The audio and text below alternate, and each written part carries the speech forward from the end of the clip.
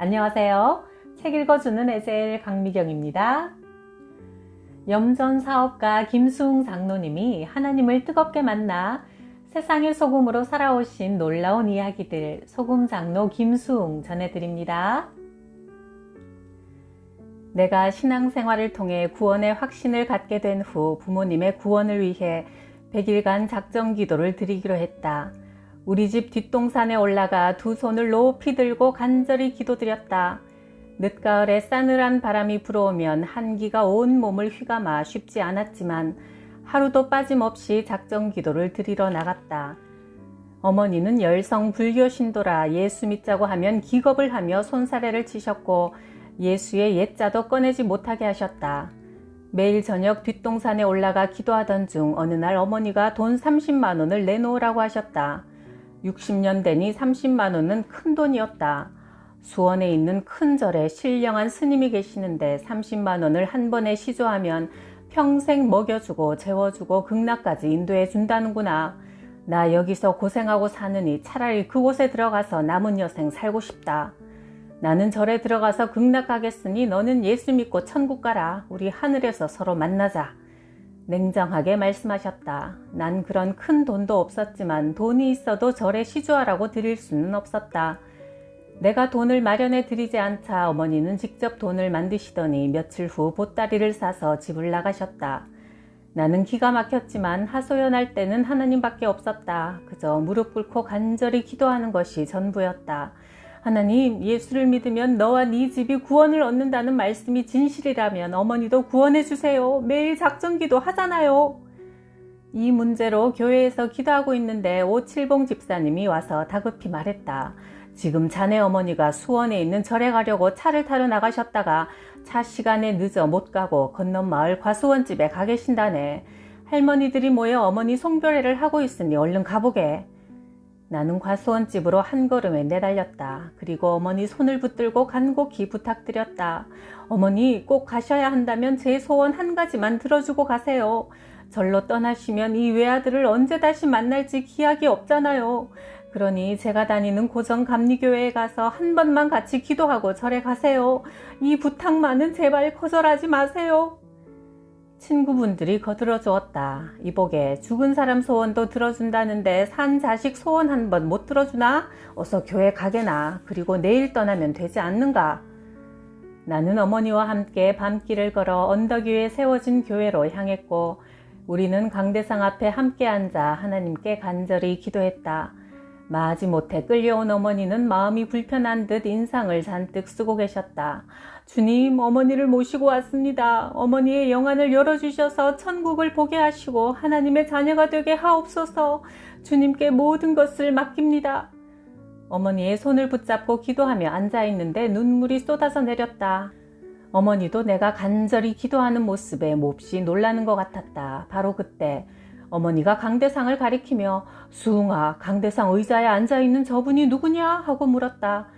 나는 아무것도 안 보이는데 어머니는 보이신다는 거다.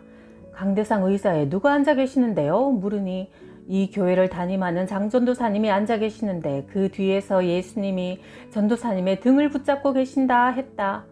내 뜨거운 기도에 하나님이 역사하셔서 어머니의 영안을 열어주신 것이다. 어머니는 불만스럽게 앉아있는데 강대상에 있던 예수님이 어머니에게 다가와 이렇게 말씀하셨단다. 사랑하는 딸아, 내가 너를 만나기 위해 찾아간 적이 한두 번이 아니었는데 네가 나를 만나주지 않더구나. 네가 지금 지고 있는 무거운 짐을 다 내게 내려놓아라. 내 사랑의 품에 안겨라.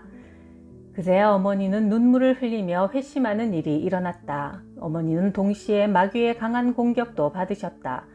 갑자기 뒤를 휙 돌아보더니 저기 저 흉측한 것은 무엇이냐? 저들이 나보고 손짓하며 예수에게 가지 말고 자기를 따라오라고 하는구나.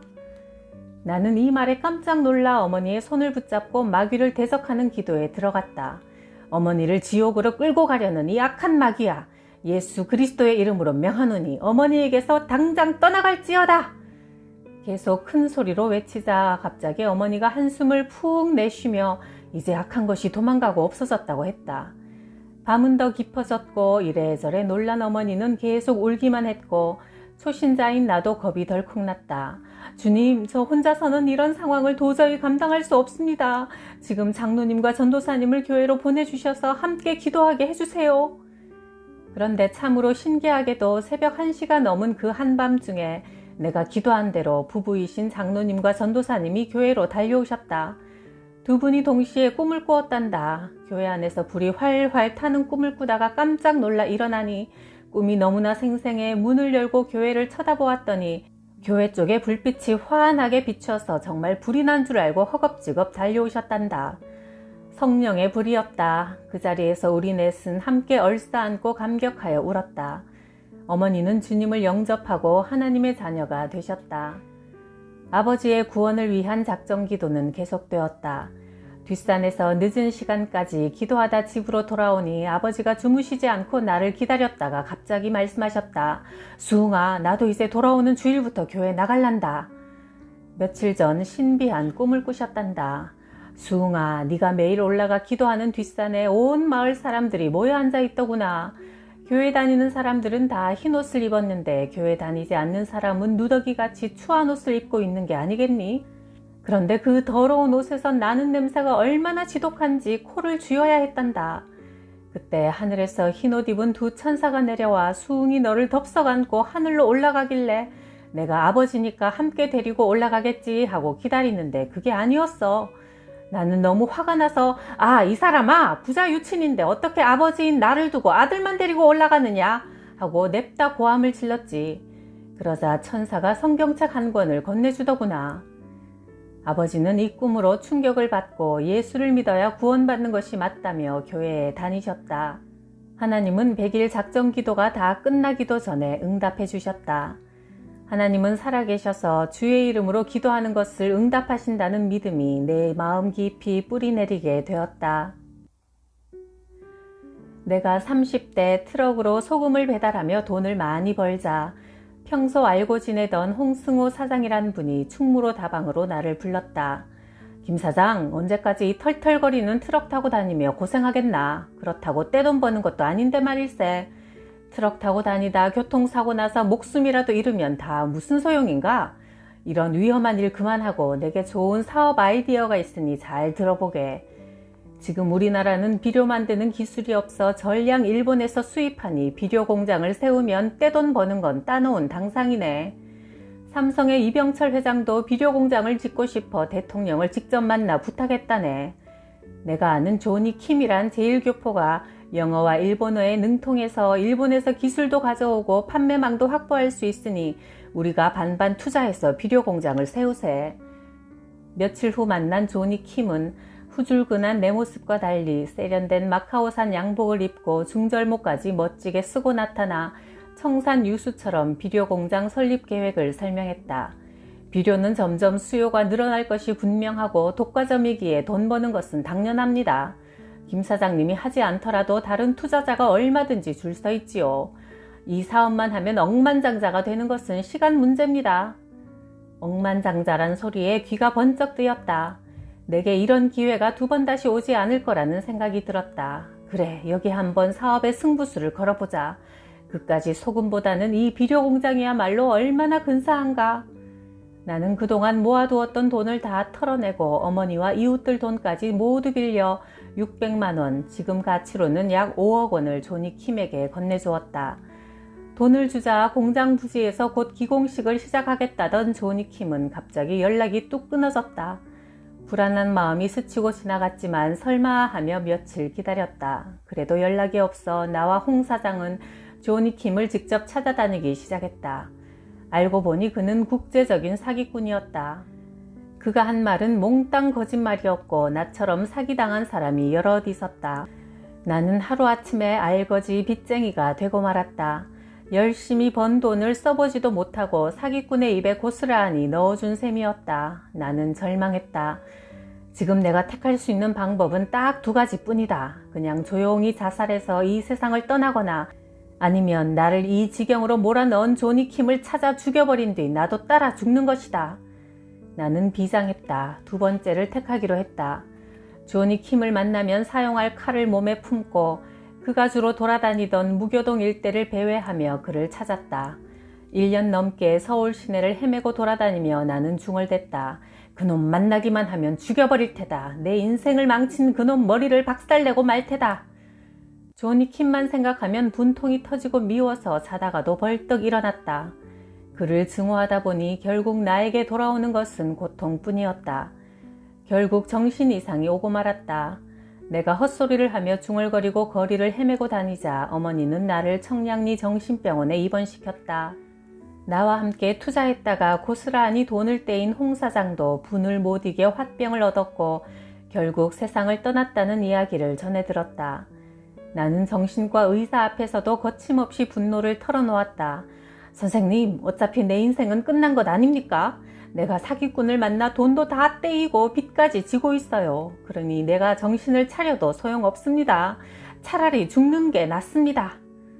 내 담당 의사는 40대 그리스도인이었다. 그는 내 말을 며칠 동안 조용히 들어주며 고개를 끄덕이다가 마침내 이렇게 말했다. 이봐 젊은이, 나만 만나면 매일 죽는다고 하는데 마음만 먹으면 지금 당장이라도 죽으면 되니 염려하지 마시오. 죽는 것 어렵지 않아요. 나는 갑자기 자존심이 엄청 상해 의사를 째려보았다. 의사는 나직한 목소리로 말을 이었다. 우리 인간이 아주 강한 것 같아도 종이처럼 약합니다. 인생을 살아가면서 큰 문제를 당하면 종이처럼 찢어지고 뚫어지고 말지요. 그런데 우리가 하나님을 믿으면 그 믿음이 고통의 상황을 뚫고 나갈 힘을 줍니다. 마귀가 갖다주는 모든 저주를 예수님께서 대신 지고 십자가에서 죽으셨다가 부활하셨습니다. 그리하여 마귀의 일을 멸하셨지요. 이 예수님을 나의 주인으로 구원자로 믿으면 하나님의 자녀가 되는 특권을 얻게 되고 전능하신 하나님은 우리 힘으로 안 되는 모든 문제를 풀어주십니다. 의사는 내 손에 성경책을 쥐어주며 요한복음부터 읽어보라고 했다. 나는 병실에 앉아 성경책을 난생 처음 펴들었다. 요한복음 1장 12절을 읽는 순간 내 영혼에 엄청난 스파크가 일어났다. 예수님을 영접하는 자, 곧 그 이름을 믿는 자들에게는 하나님의 자녀가 되는 권세를 주셨으니, 이 말씀이 가슴 속으로 빨려 들어오자 너무나 뜨거워 가슴이 타버리는 것 같았다. 빛이 임하면 어둠은 물러가는 법이다. 내 얼굴이 환해지며 화색이 돌았다. 나는 그 자리에서 무릎을 꿇었다. 하나님, 이 부족한 자에게 구원의 선물을 주시니 감사드립니다. 하나님을 믿고 의지합니다. 이제부터 예수님을 주인으로 섬기며 믿음으로 살겠습니다. 연약한 나를 지켜주세요. 난생 처음 기도를 하니 마음 깊은 곳에서 주님이 주시는 평안이 조용히 차올랐다. 하나님의 자녀로 다시 태어난 기쁨에 우울증도 한순간에 날아갔다. 퇴원해서 돈을 빌린 분들을 찾아가 사정을 설명하고 용서를 구했다. 조금만 기다려 주시면 반드시 갚겠습니다. 고개를 숙였다. 그러자 누구 하나 큰소리치는 이 없이 이해를 해주었다. 그 고마운 의사는 하나님이 나를 구원하시기 위해 보낸 천사였다. 나는 영등포 시장 안에 있는 건물 2층을 임대해 소금 판매업을 다시 시작했다. 주일에는 방지일 목사님이 담임하신 영등포 제1교회에 출석했다. 사업 자금이 모자라 일수돈을 빌려 써야 했다. 목돈을 쓰고 여기에 후한 이자를 더해 매일 조금씩 갚는 것이 일수다. 11조는 매일 판매금에서 따로 떼어 두었다가 주일마다 즐겁게 드렸는데 액수가 커지면서 마음이 흔들렸다. 일수는 고리대금업이라 이자가 매우 비싸다. 이 일수돈을 한꺼번에 다 갚아버리고 더 이상 쓰지 말자 작정하고 그동안 11조를 모았던 돈을 다 합쳐보니 일수 원금을 갚을 수 있었다. 그래서 11조는 나중에 내리라 생각하고 돈 뭉치를 신문지에 잘 싼 뒤 가슴에 품고 버스에 올랐다. 그런데 버스에서 내리는 순간 안주머니가 허전한 것이 느껴졌다. 소매치기를 당한 것이다. 나는 주위를 둘러보았지만 아까부터 이상스럽게 내 주위를 맴돌던 일행이 이미 내린 뒤였다. 나는 그 자리에 털썩 주저앉았다. 그 순간 마음에 하나님의 책망이 들려왔다. 수웅아, 너는 왜 하나님의 것에 손대어 네 마음대로 하려고 했느냐? 돈을 떼어놓는 순간 그 돈은 이미 네 것이 아니라 내 것인데 왜 네 것처럼 쓰려고 했느냐? 나는 교회로 달려가 몸부림치며 회개했다. 다음 날 목공소에 찾아갔다. 돈 들어갈 구멍만 남겨놓고 자물쇠로 채울 수 있는 돈통을 튼튼하게 하나 만들어주세요. 나는 이 나무통에 매일 11조를 떼어 넣었고 매달 첫 주일 아침에 개봉했다.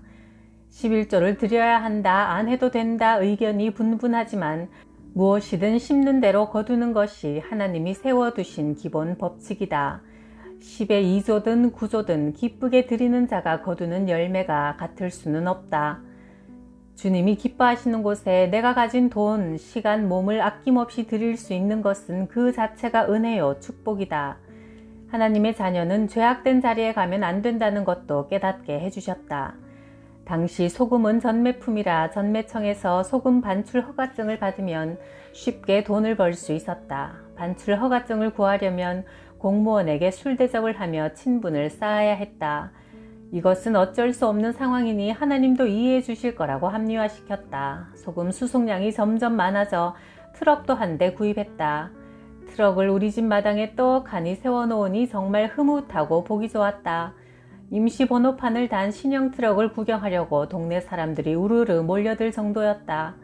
트럭도 샀겠다. 나는 공무원들을 데리고 요정으로 가서 한정식을 한 상 거하게 차려오도록 해 술과 함께 먹고 마셨다. 집에 와보니 집 앞에 세워놓은 트럭을 지나가던 버스가 들이받아 새 트럭의 앞부분이 박살이 나 있었다. 내가 저 트럭에 타고 있었다면 어떻게 되었을까 생각하니 아찔했다. 이를 통해 주님이 내게 말씀하신다는 생각이 들었다. 수웅아, 너 하나님의 자녀로 거듭났다고 하면서 술 마시고 청탁하는 불의한 자리에 가느냐? 왜 나를 믿지 못하고 인간을 의지하느냐? 나는 이번 사건을 계기로 술과 담배도 딱 끊고 깨끗한 삶을 살겠다고 주님께 다짐했다. 1974년 여의도 순복음교회에서 구역장으로 바쁘게 봉사하느라 예전보다 회사 일에 신경을 쓰지 못하자 어느 날 이 구역장 일을 언제까지 해야 하나 부담감이 확 느껴졌다. 나는 순복음 아파트, 현재 초원 아파트로 이사가면서 구역장을 다른 사람에게 인계하고 손을 놓았다. 구역 식구들은 그동안 정도 많이 들었고 구역장님을 통해 은혜를 많이 받았으니 구역장을 계속 해달라고 간절히 요청했다. 그러나 나는 거절했고 이제 구역 예배에 매주 신경을 안 써도 된다고 생각하니 너무나 홀가분했다. 소금 판매 사업은 하나님이 축복하셔서 계속 급성장했다. 저녁이 되면 경리가 돈을 다 셀 수 없어 자루에 담아 금고에 넣어놓고 밤을 새며 정리를 하곤 했다. 그러나 이 모든 성공도 하나님의 손안에 있음을 분명히 체험하게 되었다.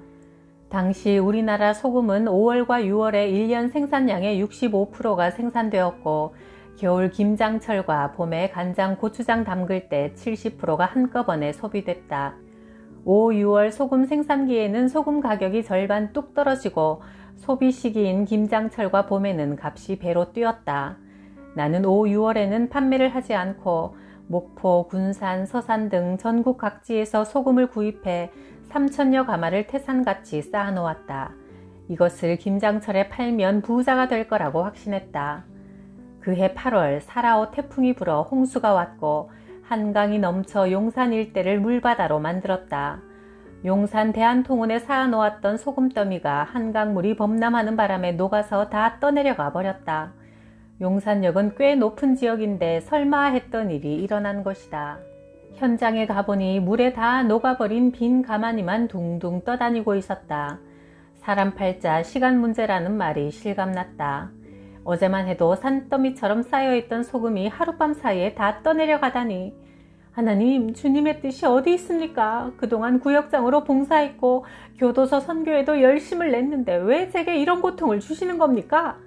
항의하듯 부르짖으며 기도했다. 몇 시간쯤 지나자 가슴 깊은 곳에서 느껴지는 음성이 있었다. 너는 이번 홍수를 통해 물질도 권세도 명예도 건강도 그 어느 것 하나라도 내가 지켜주지 않으면 헛되다는 것을 깨달아라. 영원한 생명을 주는 나만 바라보아라. 나는 구역장 일이 힘들고 귀찮아 내팽개친 것을 회개했다. 오후가 되자 조용기 최자실 목사님이 뉴스를 듣고 우리 사업장에 찾아오셨다. 내가 무슨 말로 위로를 해야 좋을지 말문이 열리지 않습니다 하시는 조 목사님께 나는 담담하게 말씀드렸다. 목사님, 소금더미는 다 떠내려갔지만 제 마음속에 주님을 사랑하는 마음과 믿음만은 떠내려가지 않았습니다. 이번 홍수로 이 세상의 성공도 모두 하나님 손안에 있음을 확실히 알게 되었습니다. 나는 금고를 열고 얼마간 남은 돈을 모두 보자기에 싼 뒤 교회로 달려가 강대상 위에 올려놓고 다시 기도하기 시작했다. 주님, 이 귀한 진리를 깨닫게 해주셔서 감사합니다. 다시 회복시켜 주시면 평생 구역장을 하라 하셔도 순종하고 교회 화장실 청소만 하라고 하셔도 기쁘게 순종하겠으니 다시 한 번만 회복시켜 주옵소서. 며칠 후 농업협동조합 강원도 지부에서 갑자기 전화가 걸려왔다. 춘천에 찾아가 보니 강원도 전 도민에게 공급할 소금을 계약하자고 했다. 지금은 보관하고 있는 소금이 하나도 없지만 도지부에서 계약금 50%를 미리 지불해 주시면 소금을 공급할 수 있습니다. 그러자 하나님이 관계자들의 마음을 움직여 주셔서 흔쾌히 동의해 주었다. 나는 그 돈으로 전국을 다니며 많은 양의 소금을 모두 계약했다. 홍수로 인해 소금이 많이 녹아버렸으니 가을이 되면 소금값이 뛰어오를 것이라 예상했고 내 예상대로 김장철이 되자 소금 가격이 폭등했다. 하나님은 놀라운 방법으로 나를 회복시켜 주셨다. 1975년 새해에 나는 오살리 기도원에 올라가 4일간 금식 기도를 했다. 하나님, 세계를 다니며 자비량 선교를 할 수 있도록 제일 좋은 곳에 염전 10만 평을 갖게 해주세요. 이제 소금 유통업은 그만하고 직접 생산을 하고 싶습니다. 염전 10만 평을 구입해서 개발하려면 10억이 필요했다.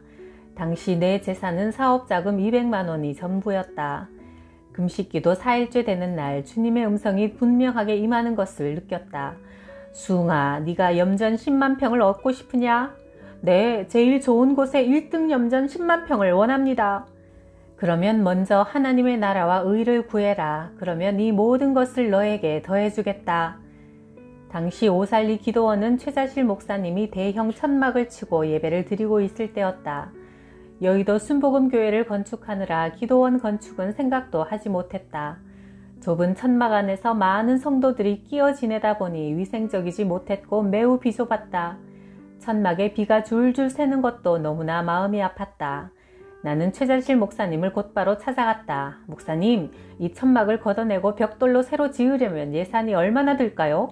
김 장로님, 안 그래도 제가 건축을 위해 기도하면서 알아보니 600만 원 정도면 짓는다고 해요.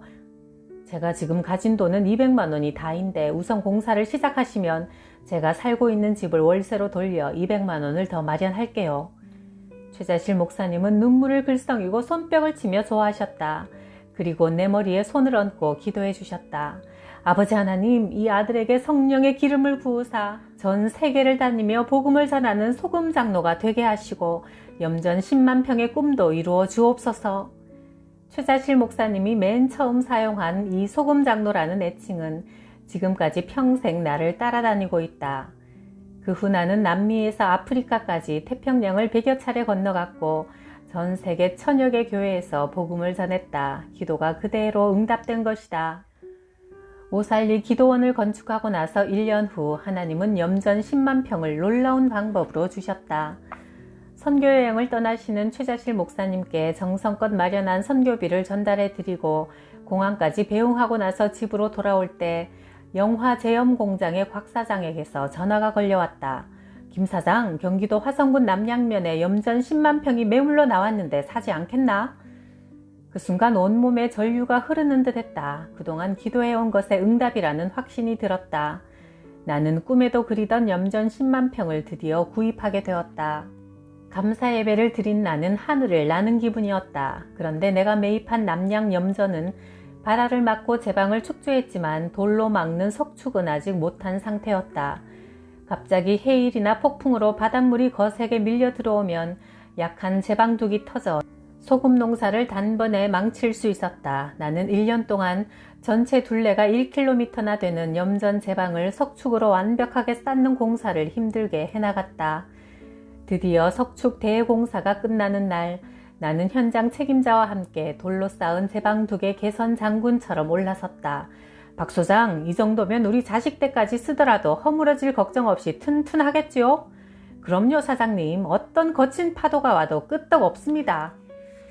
석축 공사를 마치고 몇 주가 지난 금요일 하루 종일 비가 내렸는데 철야 예배가 시작되면서 빗줄기가 더욱 굵어지고 천둥과 번개가 계속됐다. 예배 후 광고 시간에 김수웅 장로님은 빨리 집으로 가시라고 특별 광고를 하는 게 아닌가. 집으로 달려가니 아내가 울상을 하며 말했다. 여보, 해일이 일어나 바닷물이 우리 남양 염전을 덮쳤대요. 염전이 온통 물바다가 되었으니 빨리 내려오시래요. 이것을 염려해 석축을 쌓았는데 이해할 수 없었다. 소금을 쌓아둔 창고는 지붕까지 물이 넘쳐 사람이 접근조차 할 수 없었다. 1년 동안 제방뚝을 쌓으며 고생했는데 이제 소금 생산을 앞두고 이런 일이 일어나다니. 이제 끝장이구나. 탄식 소리가 튀어나왔다. 새벽이 되면서 바닷물이 빠져나가자 바다는 언제 그랬냐는 듯 천연덕스러울 정도로 잔잔했다. 기가 막힌 나는 염전 수해 현장에서 눈물을 뚝뚝 흘리며 애절하게 기도했다. 주님은 절망에 빠진 내게 시편 46편을 읽어보라고 하셨다. 하나님은 우리의 피난처요 힘이시니 환난 중에 만날 큰 도움이시라. 바닷물이 솟아나고 뛰놀든지 그것이 넘쳐 산이 흔들릴지라도 우리는 두려워하지 아니하리로다. 새벽에 하나님이 도우시리로다. 날이 밝자 국무총리가 폭풍 피해 지역을 순회하면서 도지사와 함께 우리 염전을 방문했다.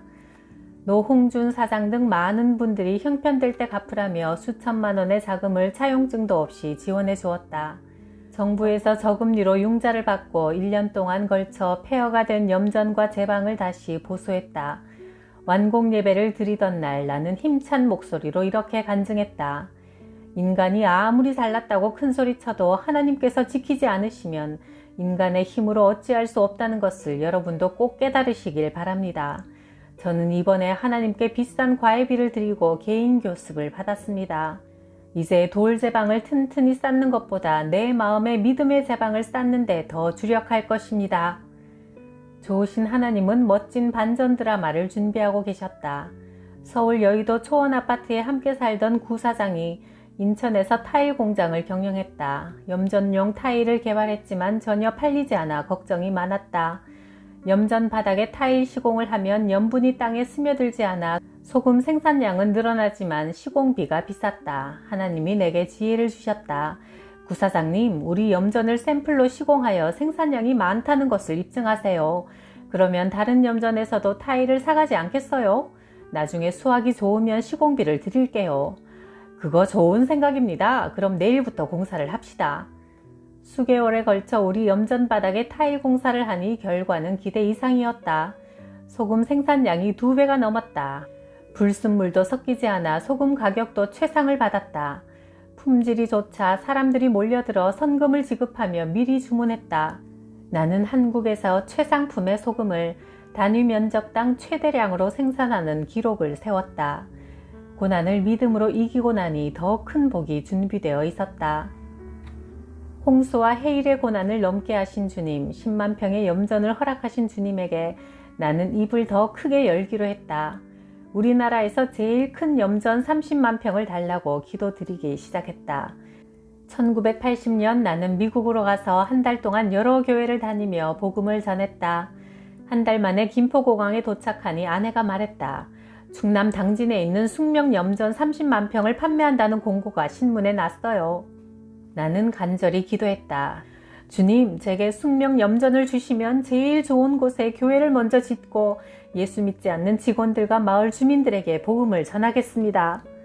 뜨겁게 기도한 후 숙명학원재단 사무실로 찾아가니 안타까운 표정으로 이런 말을 했다. 수원에 사는 문 씨가 숙명 염전을 수년 동안 임대해 인근에 도로도 내고 전기 등 여러 가지 시설을 세웠습니다. 재단에서는 문 씨의 이런 공로를 인정해 문 씨에게 우선권을 넘기려고 합니다. 그런데 지금 자금을 마련하느라 힘든 것 같으니 그분과 상의해 보세요. 다음날 아내가 이런 말을 했다. 내가 지난밤 꿈을 꾸었는데 태평양 바닷물이 우리 집으로 엄청나게 밀려 들어오더라고요. 그런데 담임 목사님이 그 물을 타고 우리 집으로 함께 들어오셨어요. 좋은 일이 있을 것 같아요. 다음날 내가 숙명학원 이사장을 만나러 방배동으로 가는데 방배전신 전화국 앞을 지나갈 때 놀랍게도 전화국 옆 공중전화 박스 안에서 수원 사는 문 씨가 문을 열고 나오는 게 아닌가. 반갑게 인사하며 이곳에 웬일입니까? 물으니 숙명염전을 사려고 오늘 12시까지 잔금을 가지고 만나기로 했는데 돈이 준비되지 않아 큰일 났다는 것이다. 문 사장님, 그 염전을 제가 꼭 사고 싶습니다. 살 수 있도록 저를 좀 도와주세요. 문 씨와 내가 함께 염전을 구입하기로 최종 결정을 보았다. 하나님은 하나님의 때와 방법으로 기도에 응답해 주셨다. 숙명염전을 인수하기 위해 당진군 송산면 무수리를 찾아가 주민들과 인사를 나누니 이재갑 씨가 말했다. 장로님, 이곳에 교회를 세워주시면 정말 감사하겠습니다. 언덕 위 교회 땅은 제가 기증하겠습니다. 제가 며칠 전 꿈을 꾸었어요. 목사님이 저희 집에 오셔서 이곳에 내가 교회를 세우고 싶으니 교회 지을 땅을 기증하라고 하시더라고요. 그동안 염전에서 교회까지 5km 정도 떨어져 있어 예배 시간대마다 참석하는데 어려움이 많았습니다. 그래서 이 마을에 교회가 세워지길 기도해 왔는데 마침 염전을 구입하신 분이 장로님이라는 말을 듣고 교회 건축을 부탁드립니다. 하나님의 방법은 참 놀랍고 오묘했다. 나도 이미 서원한 것이라 교회 건축을 곧바로 시작했다. 하나님은 이곳에 교회 세우기를 원하셔서 숙명염전을 내게 주신 것이 분명했다. 이재갑 씨가 기증한 땅 위에 붉은 벽돌로 예배당을 2층으로 건축해 염광교회를 세우게 되었다. 염광은 빛과 소금이란 뜻이다. 먼저 하나님 나라와 의를 구할 때 다른 모든 것은 넘치게 풍성하게 채우시는 복 우리도 누립시다. 구독, 좋아요, 댓글에 풍성한 사랑 덕분에 행복합니다. 감사해요.